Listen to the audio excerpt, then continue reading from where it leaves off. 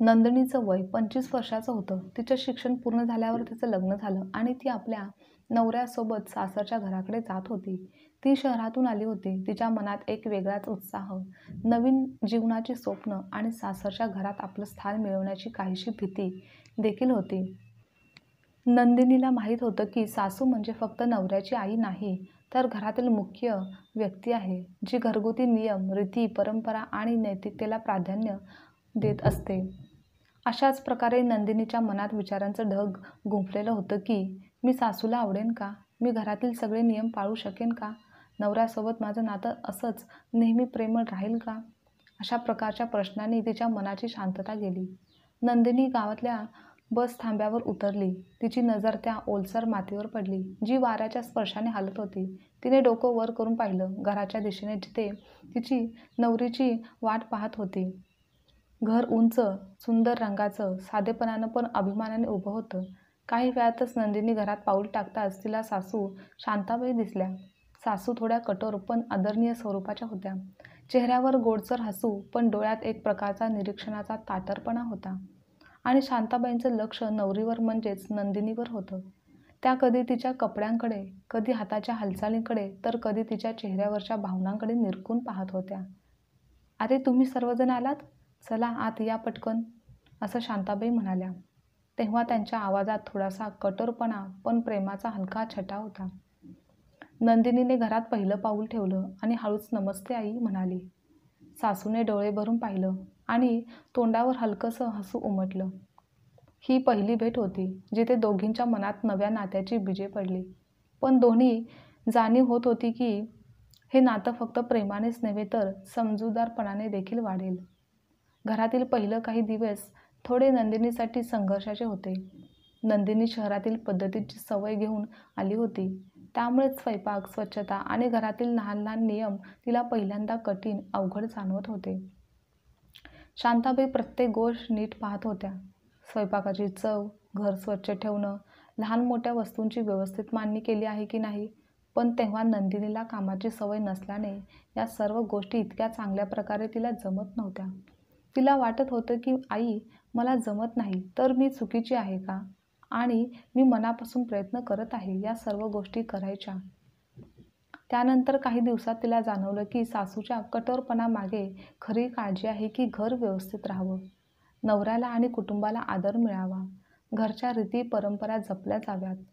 त्यानंतरच्या काही दिवसांनी एक दिवस अशी घटना घडली, जी दोघींच्या नात्यात पहिली खोल बदल घडवणारी होती. त्या दिवशी नंदिनीने स्वयंपाक छान बनवला होता, पण जेवणात थोडं तेल जास्त झालं होतं. म्हणून शांताबाई सुरुवातीला रागावल्या. पण नंदिनीने मनापासून दिलगिरी व्यक्त केली आणि सासूच्या डोळ्यात एक हलकं हसू उमटलं. त्या क्षणी नंदिनीला जाणवलं की सासू काही इतकीही वाईट नाही आहे. आणि त्या क्षणाने नंदिनी आणि शांताबाई यांच्यामधील अंतर थोडं कमी झालं.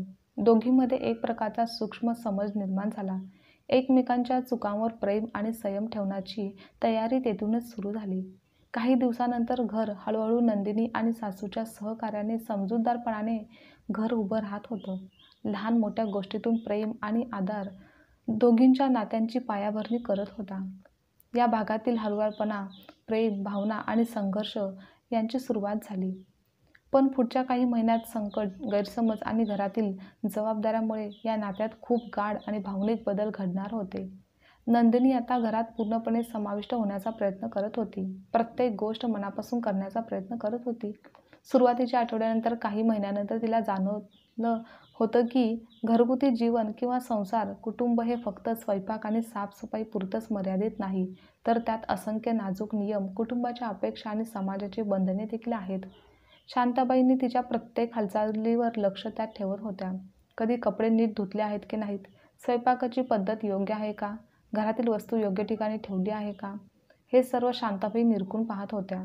तेव्हा या सर्वाचं सुरुवातीला नंदिनीला अतिभार वाटत होता आणि प्रत्येक क्षणी तिला असं वाटायचं की सासूला मी कधीच खुश करू शकणार नाही का? एकदा नंदिनी स्वयंपाक करताना बाजूला ठेवलेल्या भांडी नीट न पुसलेल्यामुळे व बाजारात आणलेल्या भाज्या नीट न ठेवल्यामुळे शांताबाई थोड्या कठोर स्वरात म्हणाल्या, "नंदिनी, तू असं करत राहिलीस तर कधीच घर व्यवस्थित राहणार नाही.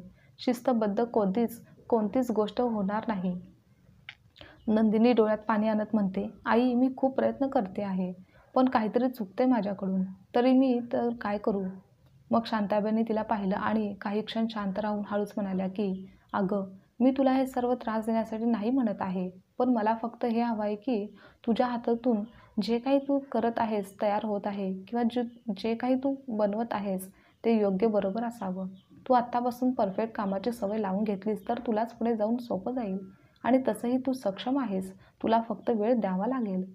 त्या क्षणी नंदिनीला वाटलं की आईची कठोरता म्हणजे खरी काळजी, प्रेम आहे.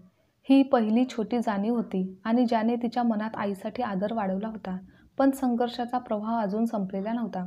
गावात सामाजिक अपेक्षा, परंपरा आणि नवऱ्याचे नाते यामुळे तणाव वाढत होता. नंदिनीचं काही जुने मित्र, नातलग शहरातील जीवनाच्या पद्धतीशी वागणार होते आणि गावातल्या रूढीशी जुळवून घेणे नंदिनीसाठी देखील सोपं नव्हतं.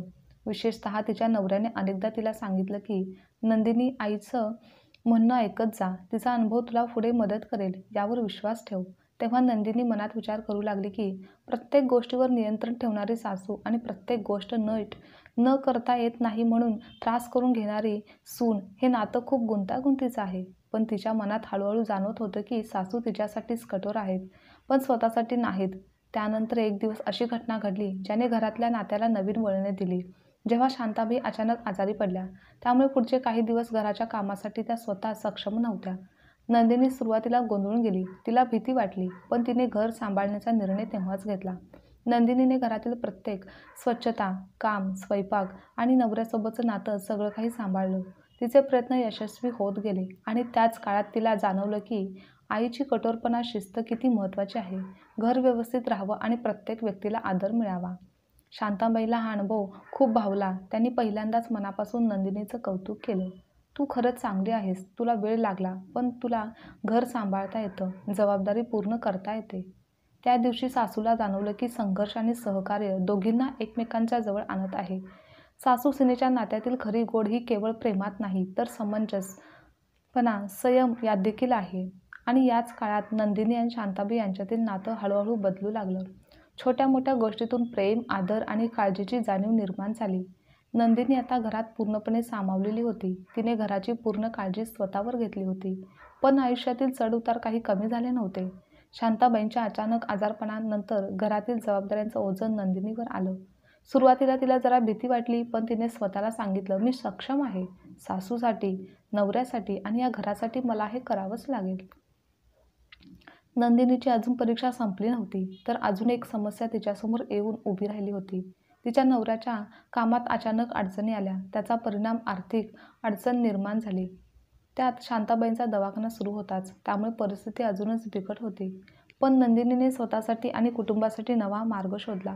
ती दिवस-रात्र मेहनत करत होती, घर सांभाळत होती. ते पाहून त्या काळात नंदिनी आणि शांताबाई यांच्यातील अंतर हळूहळू मिटत चाललं होतं. एकदा रात्री शांताबाई नंदिनीला म्हणाल्या, सूनबाई, तू खूप बदललीस. तुला माझ्या कठोरपणामुळे त्रास झाला असेल, पण तुझ्या प्रयत्नांनी मला खूप आनंद दिला आहे. हे ऐकून नंदिनीच्या डोळ्यात पाणी आलं आणि त्या क्षणांनी दोघींच्या मनात नात्याचा एक मजबूत पाया रुजला गेला. संघर्ष, नियम, शिस्त आणि संकटामुळे जे काही अंतर होतं ते पूर्णपणे मिटलं होतं. नंदिनीला देखील समजलं होतं की सासूची कठोरता केवळ घराच्या भल्यासाठीच आहे. त्या काळात नवऱ्याने देखील दोघींना समजून घेतलं. त्याने घरातला तणाव कमी करण्यासाठी आपला हातभार लावला आणि प्रत्येक गोष्टीत संयम दाखवला. नंदिनी आणि शांताबाई यांच्यात आता एकमेकांवरील विश्वास, प्रेम जास्त स्पष्ट होत होतं. त्या एकमेकींसोबत लहान-मोठ्या गोष्टींवर चर्चा करत होत्या, घरातील निर्णय घेत होत्या आणि एकमेकींना सांभाळणं यामुळे नातं अधिक घट्ट होत चाललेलं होतं. एका संध्याकाळी नंदिनी अंगणात बसली होती. शांताबाई हळूच जवळ आल्या आणि म्हणाल्या, नंदिनी, तू माझ्यासाठी फक्त या घरची सून नाहीस, तर माझं घर, कुटुंब सांभाळणारी एक मोलाची व्यक्ती आहेस. तुला पाहून मला समाधान वाटतं, मला तुझा अभिमान वाटतो. हे ऐकून नंदिनीला मनातून आनंद झाला. तिला जाणवलं की संघर्ष, मेहनत आणि संयम नेहमीच फळ देतात. उशिरा का होईना, पण परिणाम त्याचे खूपच चांगले असतात. आणि नात्यातील खरी गोडी ही परिस्थितीतून दिसून येते. नंदिनी आता कुटुंबाचा एक अविभाज्य भाग म्हणून सामावली होती. दिवसेंदिवस तिची सासूशी नाते अधिक घट्ट होत गेले. कालांतराने शांताबाईंनी नंदिनीला घरातील प्रत्येक निर्णय घेण्यास संधी दिली. स्वयंपाक, घरातील खर्च, नवऱ्याशी संवाद यामध्ये नंदिनीची मते ऐकली जाऊ लागली. हे पाहून नंदिनीला मनापासून समाधान वाटत होतं. एका दिवशी गावात उत्सव चालू होता. संपूर्ण घर सजवलेलं होतं. शांताबाईंची तब्येत अजूनही ठीक वाटत नव्हती. त्या आजारी असल्यामुळे सर्व काही नंदिनीवरच अजून होतं. तेव्हा नंदिनीने मनापासून प्रयत्न केले. घर सजवलं, पक्वाने बनवले आणि घरातील प्रत्येक व्यक्तीचं मन जपलं. हे पाहून शांताबाईंनी स्मितहास्य करत त्या म्हणाल्या, नंदिनी, तुला पाहून मी खूप आनंदित आहे. तू फक्त घर सांभाळत नाहीस, तर तू त्यात जीव घालतेस. प्रत्येक गोष्ट मनापासून करतेस. नंदिनीच्या डोळ्यात पाणी आलं. तिने मनापासून उत्तर दिलं, आई, माझ्यासाठी हे घर फक्त घर नाही, हे आपल्या प्रेमाचं आणि संस्काराचे प्रतीक आहे. त्या दिवशी नंदिनी आणि शांताबाई यांच्यातील अंतर पूर्णपणे मिटलं. दोघी आता एकमेकांच्या भावना समजून घेऊ लागल्या होत्या. जर काही गैरसमज झाला तर ते संवादातून दूर होत असे आणि आता घरातील प्रत्येक दिवस आनंदित होता. नंदिनी नवऱ्यासोबत प्रेमळ राहत होती, सासूशी आदराने वागत होती आणि घरातील प्रत्येक सदस्यांच्या सुखदुःखात सहभागी होत होती. तर शांताबाई देखील हळूहळू त्यांच्या कठोरपणाला थोडीशी विश्रांती देऊ लागल्या होत्या आणि प्रेमाच्या माध्यमातून घर सांभाळण्यास त्यांनी देखील सुरुवात केली होती.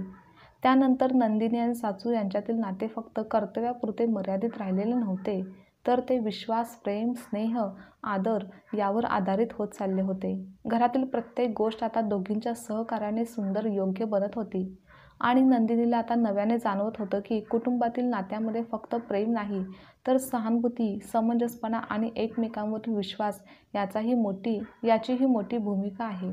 घरातील प्रत्येक दिवशी लहान मोठ्या गोष्टींमध्ये दोघी एकमेकींना मदत करत होत्या. त्या दिवशी दोघींना जाणवलं की सासू-सुनेच्या नात्यातील खरी गोडी ही संघर्षातून निर्माण होणाऱ्या जवळीक, समजूतदारपणा आणि विश्वासात आहे. काही महिन्यानंतर घरातील प्रत्येक सदस्य आनंदी आणि समाधानी होते. नवऱ्याचे काम सुरळीत झाले, शांताबाई निरोगी राहिल्या आणि नंदिनीने प्रेमळ, संयमी आणि समजूतदार वागणुकीमुळे घरात आदर आणि प्रेम मिळवत होती. त्याचप्रमाणे गावातील लोकांना देखील हे घर आदर्श मानलं होतं. नंदिनीला आता पूर्णपणे जाणवलं होतं की घर सांभाळण्याचा अर्थ फक्त स्वयंपाक किंवा साफसफाई करणे इतकंच नाही, तर सहानुभूती, प्रेम, समज, सहकार्य आणि नात्याची गोडी राखणे यामध्येच आहे.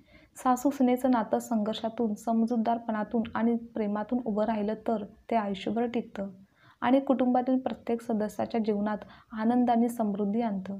शेवटी घर आनंदाने, प्रेमाने आणि विश्वासाने उजळलेलं होतं. नंदिनी आणि शांताबाई यांच्यातील नातं हे गावातील इतरांसाठी देखील एक आदर्श नातं ठरलं होतं. आजची कथा तुम्हाला आवडल्यास लाईक, शेअर, कमेंट करा आणि चॅनलवर नवीन असाल तर चॅनलला सबस्क्राईबसुद्धा नक्की करा.